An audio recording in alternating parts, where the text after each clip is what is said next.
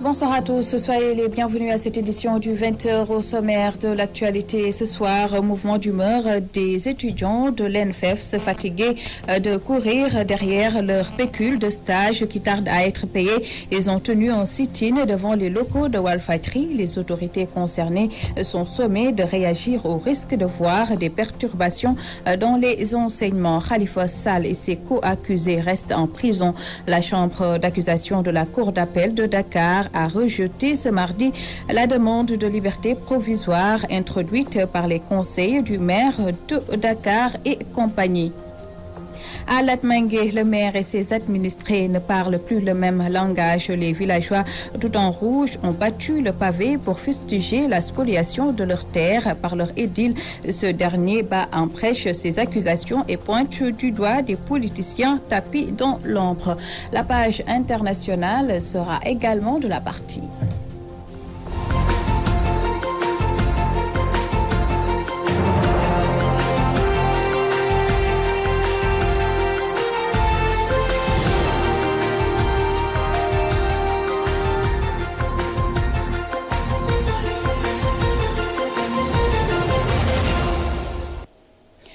Merci de vous joindre à nous. Je vous parle tout d'abord de la colère des étudiants de l'ENFEFS non contents des agissements de leur directrice de formation.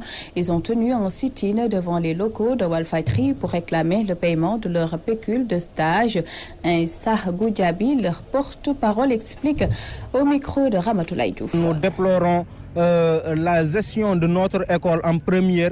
Et donc, c'est par rapport à cette mauvaise gestion qu'il y a aujourd'hui beaucoup de problèmes qui gangrènent notre environnement, c'est-à-dire notre environnement scolaire. Aujourd'hui, tout ce que nous voulons, c'est étudier dans de bonnes conditions. Mais les conditions ne sont pas réunies pour une formation dite de l'APC. APC, une nouvelle approche qui est dite l'approche par les compétences, où les moyens normalement devront venir conjuguer avec les efforts des élèves et des enseignants pour que cela puisse se passer de plus belle manière. Mais malheureusement, on a constaté que maintenant, depuis que le décret a été signé par le président depuis 2010 jusqu'à présent, les pécules de stage, normalement, il est clairement stipulé dans ce décret que les pécules de stage devront être payées aux élèves pour tous les stages qui se feront en dehors de l'établissement. Les pécules de stage journalières de 2500 francs par élève et par jour. Mais malheureusement, ceci n'est pas le cas. Notre directrice s'appelle Madame Sall Seynabou Diagne. On a exposé le problème devant elle, mais tout ce qu'elle trouve à faire, c'est de menacer ses propres élèves. Aujourd'hui, on ne devrait pas être là devant une télévision à médiatiser notre point de presse. Non. La presse devrait nous trouver dans notre école. Mais puisque cette dernière nous a cessé de notre propre établissement, nous ne faisons que nous en désoler. Je vous le disais en titre, affaire de la caisse d'avance de la mairie de Dakar. Khalifa Sall et ses co-prévenus sont maintenus en prison. La chambre d'accusation de la Cour d'appel de Dakar a confirmé ce mardi le rejet de la demande de mise en liberté provisoire de l'édile de Dakar et compagnie.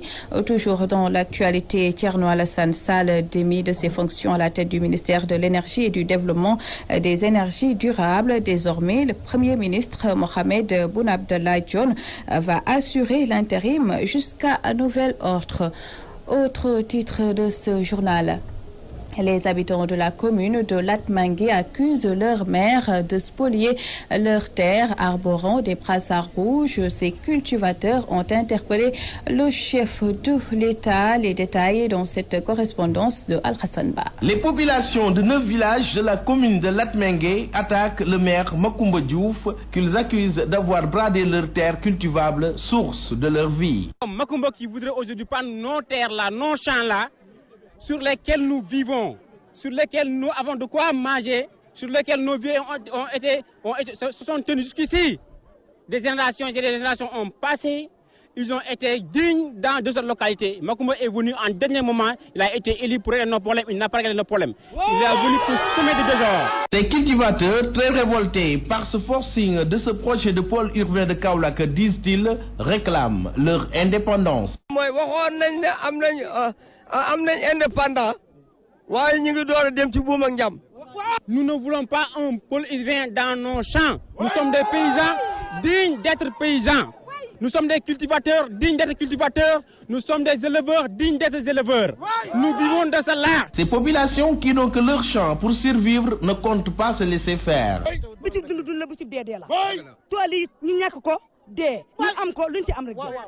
C'est là où nous avons besoin d'un élu, un président de la République, c'est venir au secours de sa population. Aujourd'hui, nous ne sommes pas soutenus par Macoumba Diouf. Ils ne nous aiment pas, ils ne veulent pas de nous. Ils veulent nous tuer. Il a octroyé ces hectares-là pour ses propres intérêts avec ses conseillers. C'est une déception totale, énergique, sociale, politique, économique de la part de Macoumba Diouf. Avec ses conseils, pratiquement, c'est une chose qui a été prise à catimini autour d'un consensus ou je ne sais quoi. Donc, vraiment, ça n'encourage pas la politique du chef de l'État. Latmingué, Al-Hassan Ba, Yaya Gissé, Walfadjri. Le maire de Latmingué refute ces accusations. Macoumba Diouf estime que ce sont des politiciens tapis dans l'ombre qui veulent le mettre en mal avec les populations. Le voici au micro de Al-Hassan Ba. Au sujet d'abord de ce nombre de villages, parce qu'on a un plan qui localise bien le site et le site polarise 5 à 6 villages dans la zone concernée. Confiscation ou de spoliation de terre, ce qui est insensé. De quoi s'agit-il? Il s'agit d'un projet appelé Pôle urbain de Kaolack. Et il se trouve que les services régionaux ont localisé le site qui a été retenu pour 300 hectares est situé dans notre commune. On nous a informés et le conseil a statué. Et à l'unanimité des conseillers présents, le conseil a donné un avis favorable, mais a fait juste une recommandation, c'est qu'un organe régional puisse être mis en place, lequel organe régional comprendra entre autres la mairie de Latmingué, afin qu'on puisse, au cours du processus de mise à disposition du site et de réalisation du pôle, qu'on puisse sauvegarder les intérêts des populations. En termes d'emploi, en termes de services sociaux de base, on en est donc juste à donner un avis favorable et aucune modalité n'a encore été discutée, ce qu'ils n'ont pas dit. Ce qu'ils n'ont pas dit également, c'est qu'on a des réserves foncières dans cette zone où ils pourront cultiver en substitution. Ce qu'ils n'ont pas dit également, enfin qu'ils ne leur ont pas dit, parce que je dois le dire tout de suite, ces gens ont été complètement manipulés et on dispose de tous les éléments qui permettent de le faire, manipulés par des acteurs politiques en perte de vitesse du terrain politique. C'est maintenant qu'on les a vus refaire surface. Mais ils vont rebrousser à nouveau chemin. Donc c'est de la manipulation qui ne passera pas. Ce qu'ils n'ont pas dit par contre aux populations, c'est qu'ils sont contre leurs intérêts. Parce que nous sommes une zone rurale. On a du foncier agricole, mais on a besoin également de moderniser notre commune et de créer des sociétés, des industries, n'est-ce pas, des services modernes qui permettront, n'est-ce pas, d'employer massivement nos jeunes. Et ce que nous comptons faire, c'est justement suivre, c'est un dossier à ce stade administratif. Nous ne sommes pas sur le terrain de la politique sur ce dossier. On est dans le temps de l'action sur ce dossier. À Mbour, les populations du village de Khaban, Keur Ndiogou Ndiaye ont profité de leur gamo annuel pour exiger le désenclavement de leur localité, de l'électricité, un CEM et un poste de santé moderne. Elles menacent de sanctionner les autorités si leurs préoccupations ne sont pas prises en compte. Tchernodaf. Les populations du village de Khaban, Keur Ndiogou Ndiaye fustigent l'enclavement de leur localité. 19 km de Mbour, 22 km de Thiès, il y a Sandiara Tchadjaï, entre autres. Vous le voyez vous-même, il n'y a que du sable. Nous traversons des difficultés énormes vraiment pour joindre ces villes-là. Enclavé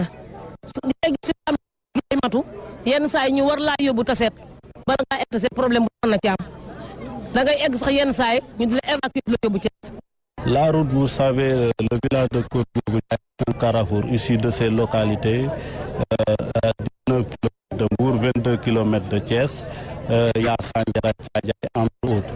Vous le voyez vous-même, il n'y a que du sable. nous traversons des difficultés énormes vraiment pour joindre ces villes-là. Voilà ce que que nous déplorons aussi. Nous voulons le bitumage de ces routes. Malgré les multiples et fermes promesses qui leur ont été faites, les populations de Khaban Kerndio-Goundiaï n'ont toujours pas encore accès à l'électricité et ne disposent pas non plus de postes de santé. Le ministre de l'Énergie, le nom Thierno Alassane Sall, était venu ici il y a moins d'1 an. Il nous a promis de l'électricité. Il n'y a même pas ni médecin, il n'y a même pas de médicaments. Vraiment, c'est le désastre ici au niveau de notre village. li ñu doon jooy daaw ba ren dafa ci am loo xamante ne ba léegi booy boo ne maa ne fajoogul waa di problème mu yoon problème mu courant waaw ak bu fajukaay yooyu yëpp lu ñu soxla lu ñu itteel la. Si les autorités font la sourde oreille face à leurs préoccupations, la sanction sera cette fois-ci lourde et immédiate, promettent les populations. Nos problèmes, que l'État n'attend rien de nous. Si l'État ne vient nous aider, il y aura des conséquences par rapport à ces élections qui viennent. Khaban Kerndio-Goundiaï est un village logé dans la contrée des Khaban de Thiès. Mbour, Thierno Daf, Radio-Télévision Walfadri. Tournée du PDG du groupe Walfadjri, El Hadji Sidi Lamine Niass, le patron du groupe de presse, a été reçu en audience ce lundi au palais par le chef de l'État, Macky Sall. Occasion pour les deux hommes de parler des écrits de Khalifatul Haj Mohamed Niass, mais encore passer à la loupe des questions d'actualité liées entre autres à l'affaire Khalifa Sall, Imam Ndao, la marche de la CAP. Suivons ce compte rendu de Ramatoulaye Sarr. Dans le cadre des tournées consacrées à la présentation de ses œuvres qui condensent les écrits de son père, le président directeur général du groupe Walfadjri, El Hadji Sidi Lamine Niass, a été reçu à sa demande en audience ce lundi par le chef de l'État Macky Sall. Une rencontre durant laquelle les deux hommes ont échangé sur les œuvres de l'érudit, mais encore sur des questions d'actualité liées entre autres à l'affaire Khalifa Sall et Imam Ndao. J'ai profité de l'occasion pour parler de la politique, pour demander vraiment pour la stabilité de ce pays, de libérer ce que j'appelle les détenus politiques. J'ai parlé de Khalifa Sall précisément. J'ai parlé aussi de l'imam Ndao qui est arrêté depuis plus d'1 an. On a discuté largement. Il m'a fait comprendre ce que la justice a comme dossier. Et moi, j'ai parlé de la perception d'abord, puisque c'est un adversaire politique, il s'agit de Khalifa Sall, mais aussi pour ce qui est de Imam Ndao, il s'agit d'un imam qui n'a fait qu'un discours, ce qu'on appelle l'apologie du djihad. Or, le discours islamique, coranique, il est comme ça. Pour nous, notre discours est d'abord moral, et c'est ça notre rôle, et il est en même temps un discours de droit, un discours d'apaisement. Mais de notre côté, nous insistons pour la stabilité de ce pays. Parlant justement de cette stabilité, le patron du groupe Walfadjri a invité en ce sens le locataire du palais de Rome à recevoir et écouter les membres de la coordination des associations de presse qui comptent battre le macadam ce mercredi 3 mai 2017, ce que le président Macky Sall lui a accordé. Je remercie le président de la République. Il m'écoute et quand je lui parle, vraiment, il le prend en considération. Ce n'est pas la première fois. La dernière audience avec lui, c'était aux veilles de la francophonie. Quand je lui ai parlé du meeting du PDS, aussitôt il m'a dit, vous pouvez le contacter et ça sera autorisé et ça a été fait. Une autre manifestation qui a été réprimée, aussitôt j'ai appelé pour dire non, le Sénégal ne mérite pas ça et ils m'ont dit ils seront autorisés. Donc il m'écoute et pour moi je le remercie vraiment pour cette considération vraiment qu'il a pour mes idées et qu'il a pour mes suggestions. Ainsi, en lieu et place du 6S, dernièrement annoncé, la cérémonie de dédicace placée sous le parrainage de Serigne Sidi Mokhtar Mbacké, khalife général des Mourides, aura lieu au King Fahd Palace, toujours à la date indiquée sur proposition du chef de l'État, renseigne El Hadji Sidi Lamine Niasse. Le président, en même temps, nous a proposé de faire l'organisation à King Fahd Palace, à la place de 6S, et que l'État nous offre cette place, vu son importance, avec le parrain d'honneur, le serviteur de deux saintes mosquées, mais aussi avec le parrain effectif qui est Cheikh Sidi Mokhtar Mbacké. Le président a annoncé sa présence pour cette cérémonie du 18 mai avec Walf Édition, vu l'envergure qu'elle va prendre. Occasion ne serait plus grande que le jour de la dite cérémonie de la vie du patron du groupe de presse de Front de Terre pour parler de la stabilité du pays, étant donné que toute la classe politique et autres religieux seront présents.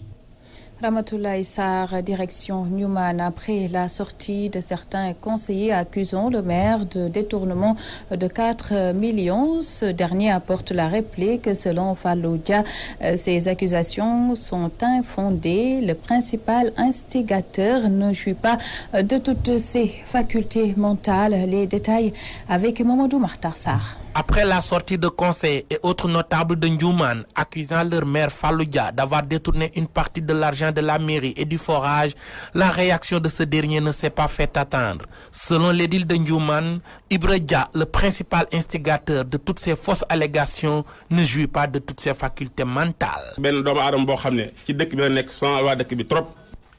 Ibra Dia, c'est quelqu'un qui hante le sommeil des populations. Il a toujours eu des problèmes avec les gens. Je peux vous assurer que le nombre de plaintes qu'il a déposées contre les populations est supérieur à son âge. C'est quelqu'un qui ne jouit pas de toutes ses facultés mentales. D'ailleurs, il a expulsé tous les membres de sa famille de sa maison. Personne ne peut apporter des preuves que j'ai détourné 500 000 francs de la caisse de la mairie. Concernant le forage, comment je peux détourner de l'argent alors que je ne fais même pas partie de la gestion? C'est des contre-vérités. Le président de l'Asifor est là. Il peut éclairer la lanterne des populations de Newman. Des propos confirmés par le président de l'Asifor et des conseillers. En tant que président de l'Asifor de Newman, je peux vous assurer qu'il n'y a jamais eu de détournement de l'argent du forage. Cela n'a jamais eu lieu. Le maire, tout ce qu'on lui doit, c'est un rapport tous les mois.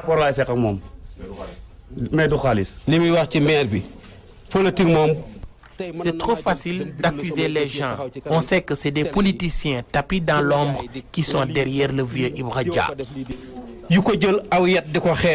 Au terme de cette rencontre, le maire, accusé de n'avoir rien fait à Newman, revient sur ses réalisations.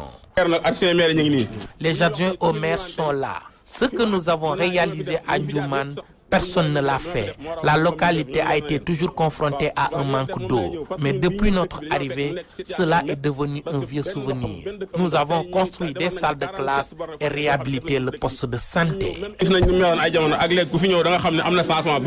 Touba Mbacké, Mamadou Makhtar Sarr pour la radio-télévision Walfadjri. Le syndicat unique des éleveurs du Sénégal est préoccupé par certaines maladies qui affectent le cheptel à cause de l'absence de vaccination des animaux. Ces éleveurs qui signaient une convention avec une usine de production d'aliments de bétail à Louga ont également dénoncé le phénomène du vol de bétail qui continue de sévir dans le milieu rural. À Louga, nous retrouvons Omar Kairé.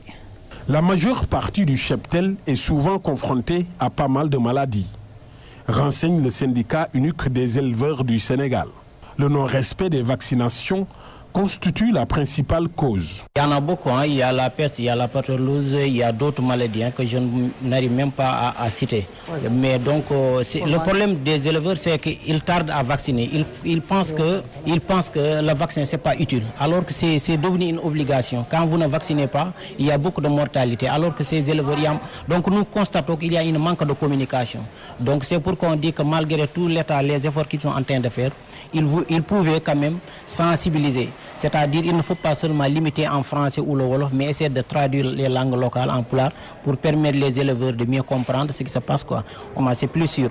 Mais majeure partie croient que c'est pas utile, donc ils le font comme ça parfois, et d'autres ils n'ont pas même de cahier de vaccination, ce qui cause même d'énormes difficultés. La question du vol de bétail a été également soulevée lors de ce rassemblement. Un fléau qui continue de sévir dans les zones rurales malgré les mesures prises par les autorités. Il y a, je ne sais pas, des lois qui étaient établies, que les gens ont parlé, mais malheureusement, les gens tardent à exécuter ces lois. Parfois, vous voyez un voleur qu'on a arrêté même pas 2 jours, vous le voyez dehors encore. Donc, on ne comprend pas ce qui se passe. C'est l'impression que même il y a quelque chose qui se cache à l'intérieur qu'on n'arrive pas à comprendre. Mais en tout cas, si on veut sécuriser les gens, il faut arrêter les voleurs et les aussi emprisonner. Vraiment qui dure beaucoup. S'il y a un problème qui commence à trouver un début de solution, c'est celui de la transhumance. Ces éleveurs ont signé une convention avec une usine de production d'aliments de bétail pour la diminution des prix. Non seulement ça va, ils ont accepté de diminuer au moins de 350, sans même et aussi diminuer aussi le transport. Donc c'est une grande fierté. Vous savez qu'il y a des moments, l'aliment coûtait même à 9 000. Si on te va à 650, c'est quelque chose quand même que nous saluons. Parce que souvent les gens qui transhument, ils sont toujours confrontés au problème de manque de fourragères.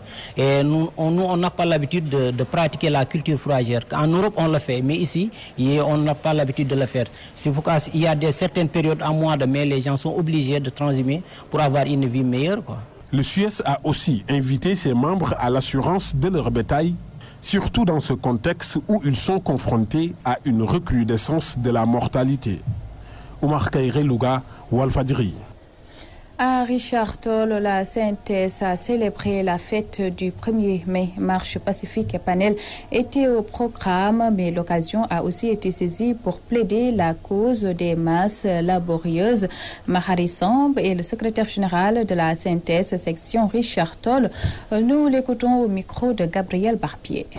D'abord, il fallait organiser une marche avec les travailleurs à travers les rues de la ville pour scander des slogans par rapport à nos revendications, par rapport à nos objectifs et par rapport aux réalisations de notre organisation syndicale.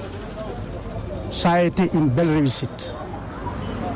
Le deuxième point était axé sur l'historique du 1er mai.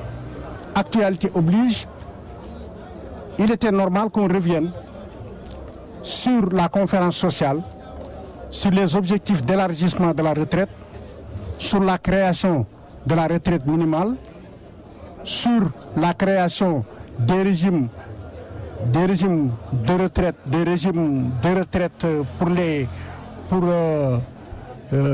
pour le secteur informel, les pensions privées de retraite, etc. Nous avons donné toutes les informations relatives à la conférence sociale. Et nous avons terminé par les élections générales de représentativité syndicale. C'est important pour la CNTS. Depuis 1968, la CNTS est restée le seul leader du mouvement syndical national et africain. Toutes les autres organisations syndicales se battent contre la CNTS. Mais comme le disait Mody Guiro, nous sommes un vieux baobab. Nous avons des racines qui sont très bien ancrées et qui maintiennent vraiment l'arbre, le baobab, très solide. Nous avons aussi un très grand dirigeant du nom de Guiro qui aujourd'hui pilote la barque sans faiblesse. C'est pourquoi nous avons saisi cette occasion pour lancer un appel aux travailleurs. Nous leur avons dit de donner leur voix à ceux qui savent l'entendre. La deuxième édition de la randonnée pédestre de l'École nationale d'administration a vécu à Ndiarème. Limamoulaye, population et autorités ont pris part à ce rendez-vous sportif. Un reportage signé Fatoumata Sey. Ndiarème Limamoulaye, pas de grasse matinée puisque la population s'est levée très tôt et d'attaque pour entamer une journée sportive à travers une randonnée pédestre à l'appel de l'ENA. Aujourd'hui, c'est un grand jour pour nous parce qu'on est en train de faire la promotion de la randonnée en banlieue, surtout et que c'est un moment de symbiose par rapport à toute la famille sportive de la randonnée. Et ensuite, c'est pour nous aussi un moment fort de rendre hommage à un homme qui est le président de Ndiarème, un homme de référence à qui on a eu à dédier cette randonnée.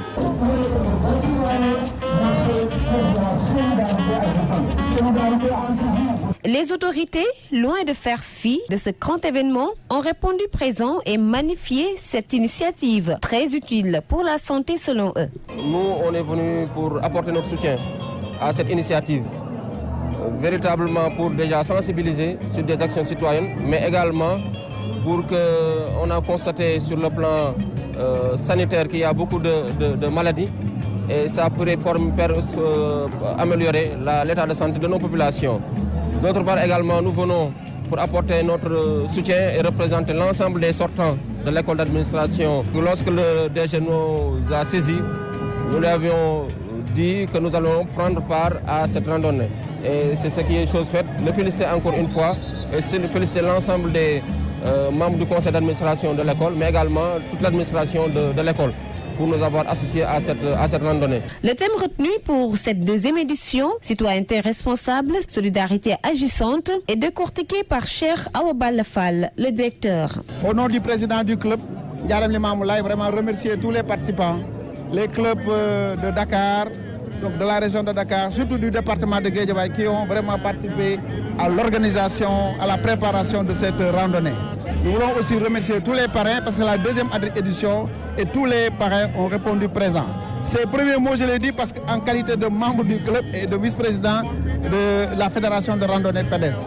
Au nom de l'école nationale d'administration, je voudrais aussi remercier le club qui, par la deuxième fois aussi, a choisi l'école nationale d'administration pour parrainer cette grande randonnée régionale. Nous avons bien accepté cette demande du club parce que simplement le thème est un thème fédérateur. C'est un thème symbolique parce qu'un thème qui parle de la citoyenneté et de la solidarité. Mais c'est ça qui nous motive dans la formation aussi de nos élèves. Nous leur inculquons la notion d'intérêt général. Pour le grand serviteur de l'État, je pense que c'est une notion extrêmement importante. Et ça, c'est le fondement de la citoyenneté. Enfants comme adultes, tous ont répondu présent à cette manifestation, à cette randonnée pédestre et adhèrent à cet esprit de promouvoir cette activité sportive en banlieue.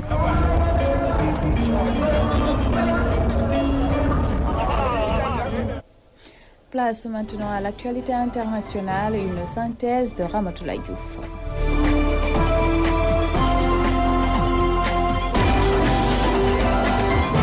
Emmanuel Macron s'est défendu d'être soumis aux banques. Sa rivale au deuxième tour de la présidentielle attaque régulièrement l'ancien associé gérant à la banque Rothschild sur ce point et Marine Le Pen aime à rappeler que François Hollande, dont il a été ministre, avait fait de la finance son adversaire en 2012.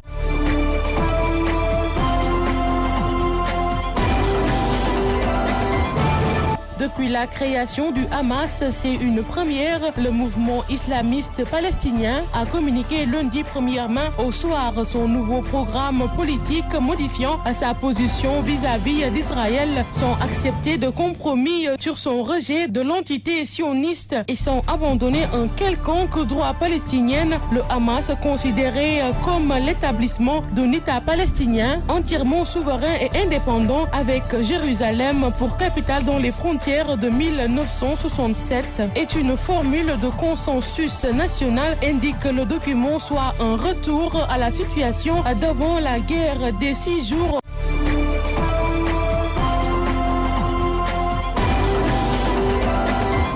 Le bouclier de défense antimissile américain est désormais opérationnel en Corée du Sud. Le système a la capacité d'intercepter des missiles balistiques nord-coréens. Selon les experts, seule une partie du territoire est couverte par le THAAD. Néanmoins, il apporte une protection cruciale et stratégique au pays.